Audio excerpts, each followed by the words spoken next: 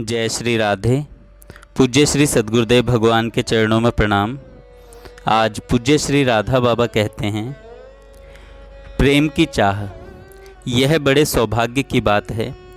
उस इच्छा को छिपाए रखकर जीभ से निरंतर नाम लीजिए, इसमें कोई परिश्रम नहीं है। फिर देखिएगा यह इच्छा आग की तरह बढ़ने लगेगी। इसमें प्रयत्न करने पर निश्चय सफलता होगी ही।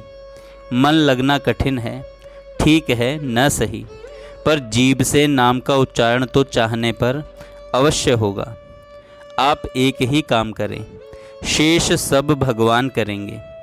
वह काम है जीभ से निरंतर नाम जप। अवश्य ही यह भगवत कृपा पर निर्भर है, परंतु भगवान की आप पर कृपा है। विश्वास कीजिए, पूर्ण कृपा है और यह नाम जप की साधना निश्चय ही हो सकती है। यदि कोई कहे कि हमसे तो नहीं होती, तो समझ लीजिए कि वह असल में भगवान का नाम लेना ही नहीं चाहता।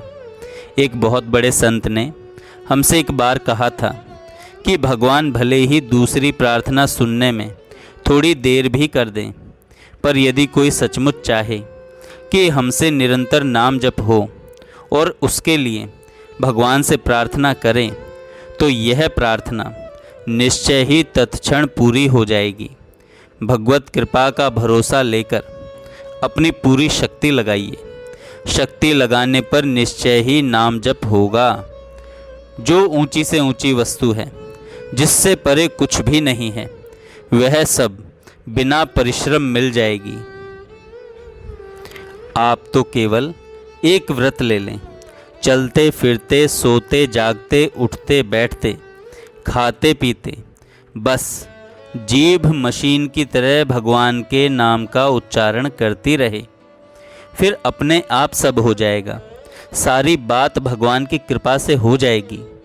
मन का पाप धुल जाएगा, मन की चंचलता भी मिट जाएगी और विषय अनुराग नष्ट हो जाएगा और संतों के प्रति निश्चल निस्वार्थ प्रेम भरा आकर्षण उत्पन्न होगा। भगवान पर संशयहीन विश्वास उत्पन्न होगा। इस प्रकार सब कुछ अपने आप होकर अत्यंत दुर्लभ वस्तु जो है भगवत प्रेम, वह भी सच्ची इच्छा होने पर मिल जाएगी।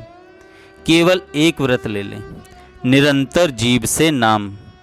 जैसे किसी मशीन का स्विच दबा देने पर वह अविराम चलती ही रहती है, बड़ी बड़ी मीलों में देखा होगा। वैसे ही जीभ को भगवान के नाम की मशीन बना दें। अच्छी बात जो भी मन में आए कीजिए, पर जीभ से नाम लेते रहिए। इसके बिना साकार या निराकार किसी भी प्रकार का ध्यान लगाना बड़ा ही कठिन है। होता क्या है कि अधिकांशतः वृत्तियां शून्य में लीन हो जाती हैं और लोग उसे ध्यान मान लेते हैं। मन में भगवान का जो भाव हो वही रखें, पर जीभ नाम लेती रहे। केवल एक नाम की शर्त पूरी कर दीजिए। खूब तत्परता से नित्य वस्तु में मन को डुबाइए, नहीं तो सच मानिए इतना पश्चाताप हो सकता है कि उसकी कोई सीमा नहीं है। बिल्कुल गांठ बांध कर रख लें। भगवान के नाम, रूप, गुण, लीला आदि के सिवा यदि मन कुछ भी चिंतन करता है, तो समझ लें कि घाटे का कोई हिसाब ही नहीं है।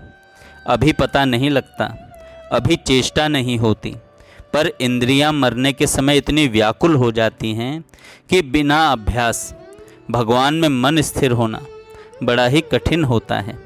अतः अपने जीवन का शेष समय पूरा श्री भगवान में लगाइए। बड़ी तेजी से रास्ता काटिए, नहीं तो परिवार, धन, जन में कहीं मन फंसा रहा और मृत्यु हो गई तो जीवन बिल्कुल व्यर्थ ही हो जाएगा। समझिए, एक भगवान ही ऐसे हैं जिनको पकड़ लेने पर फिर कभी किसी भी अवस्था में तनिक भी दुख नहीं होता। जो जितने अंश में भगवान को पकड़ लेता है, उतने अंश में उसका दुख कम हो जाता है तथा पूरा पकड़ लेने पर दुख बिल्कुल नहीं रह जाता। अब आप देखें, लोग बेचारे कितने दुखी रहते हैं। यदि उनमें से कोई भगवान को पकड़ ले तो वह दुखी नहीं होगा, क्योंकि उसके मन में यह दृढ़ विश्वास रहेगा कि परम सुहृद सर्वशक्तिमान भगवान मेरे साथ हैं। फिर डर किस चीज़ का। आप निश्चय समझिए, जो काम आपके लिए सर्वथा असंभव है, भगवान चाहें तो उसे क्षण भर में करके दे सकते हैं। उनके लिए कोई ऐसा काम ही नहीं जो वे न कर सकें। केवल विश्वास चाहिए, केवल विश्वास चाहिए। जय श्री राधे। जय श्री राधे। पूज्य श्री